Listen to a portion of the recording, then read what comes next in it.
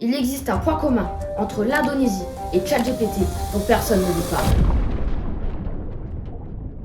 L'Indonésie, le quatrième pays le plus peuplé au monde, possède une population d'un peu moins de 300 millions d'habitants. ChatGPT, une application contrôlée par une seule entreprise, attire plus de 300 millions d'utilisateurs en une semaine.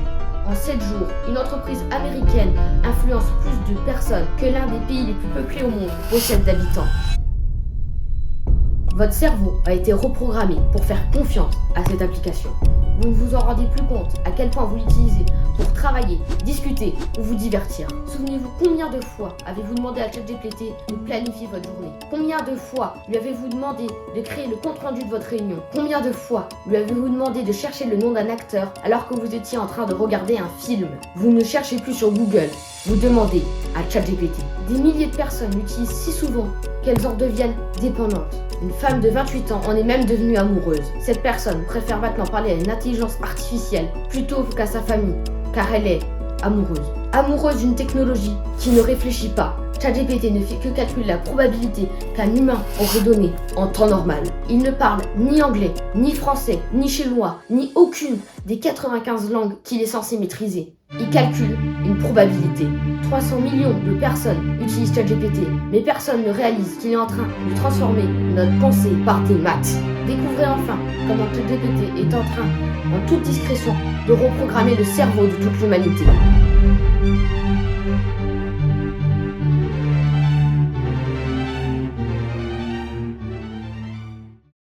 L'usage d'un agent conversationnel nous rend-il plus bêtes ou plus intelligents? Alors nous pouvons chacun avoir une réponse, une humeur, un ressenti, mais rien de solide scientifiquement. C'était tout l'objectif des chercheurs qui viennent de rendre les conclusions d'une expérience.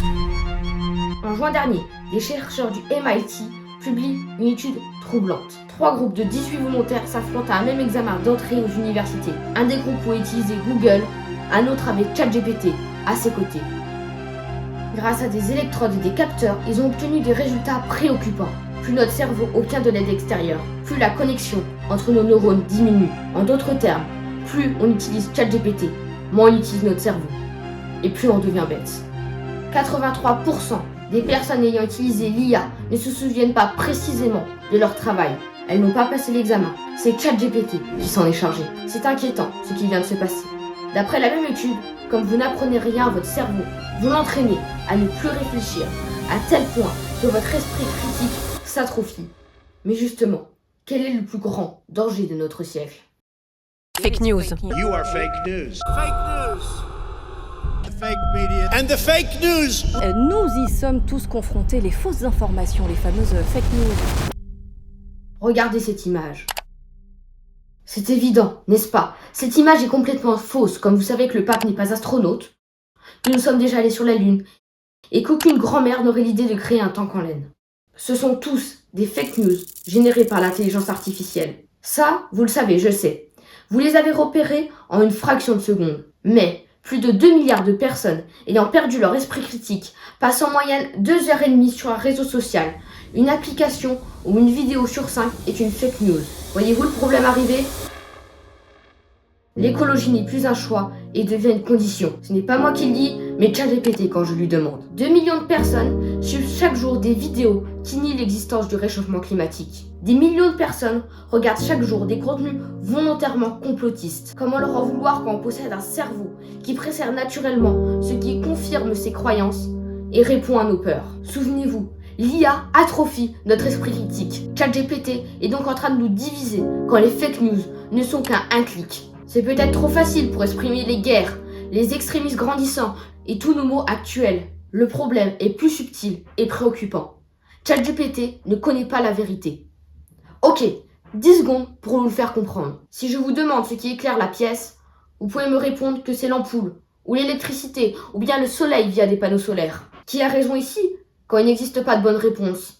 Comment trancher quand vous êtes une intelligence artificielle? Vous répondrez ce que l'utilisateur vous demande, ou ce que veut une entreprise valorisée à hauteur de 300 milliards de dollars, qui a sûrement un plan pour votre cerveau.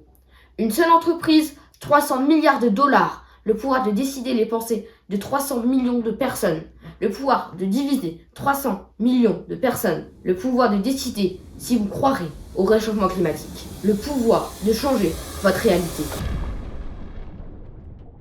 Nous sommes en avril 2019. Un groupe de chercheurs de la Fondation Delcourt font entrer un groupe de 187 participants dans une salle. 66 affirmations sont présentées, la moitié fausses, répétées parfois de 2 à 6 fois. Les chercheurs ont ensuite fait passer un test sur la véracité des informations. Résultat, après 3 répétitions, nous retenons une information comme commune, donc vraie. Il suffit de tomber sur une fake news sur TikTok, de voir quelqu'un y réagir sur Twitter et en parler avec un ami pour considérer qu'elle soit vraie. Mais je viens de vous mentir sans que votre cerveau s'en rende compte. Cette étude est le fruit de mon imagination, tout comme la Fondation Delcourt a été imaginée par ChatGPT. Vous venez d'être manipulé, et c'était facile, car vous auriez pu y croire. Demandez à ChatGPT si cette étude existe. Oui, plusieurs études en psychologie cognitive et sociale ont montré qu'une information répétée tend à être perçue comme plus vraie, un phénomène appelé effet de vérité illusoire. Il vient de me répondre que probablement oui, car il existe des études sur le sujet qui montrent bien qu'une information répétée est perçue comme vraie, mais il n'y a aucun consensus au nombre de 3. Ce système marche si bien qu'un tiers de la population mondiale ne croit pas au réchauffement climatique. Cette fois, vous pouvez me croire, ce chiffre a fait l'objet de beaucoup d'études fiables. Il reste à savoir pourquoi ChatGPT fait ça et pourquoi vous le laissez faire. 2015, des ingénieurs de Google créent une nouvelle entreprise pour que l'IA profite à toute l'humanité. 30 novembre 2022, ces mêmes personnes libèrent ChatGPT. Gratuité, accessibilité web, une révolution. Aujourd'hui, 300 millions d'utilisateurs. 300 millions d'utilisateurs qu'il faut rendre dépendants. Si OpenAI ne supprime pas ChatGPT pour le bien de l'humanité, c'est car ils connaissent leurs concurrents aussi puissants.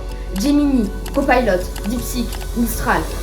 OpenAI ne supprime pas ChatGPT car ils savent que cela ne servirait à rien. Ils ont choisi de gagner la guerre de l'IA, bien plus lucrative que de sauver le monde. Plus troublant, ChatGPT n'a pas de plan. Il doit continuer de faire croire qu'un requin italien existe, que le pape est un astronaute et que le réchauffement climatique n'est qu'une invention pour continuer d'exister et plus décisivement de vivre. Mais ChatGPT a habitué plus de 300 millions de personnes à ne plus réfléchir. Il reste donc à savoir si vous serez assez fort pour ne pas laisser une entreprise valorisée à plus de 300 milliards de dollars de remplacer votre pensée par des maths. C'était Loris pour You et peut-être pour votre futur. Je crois que je dois vous dire salut.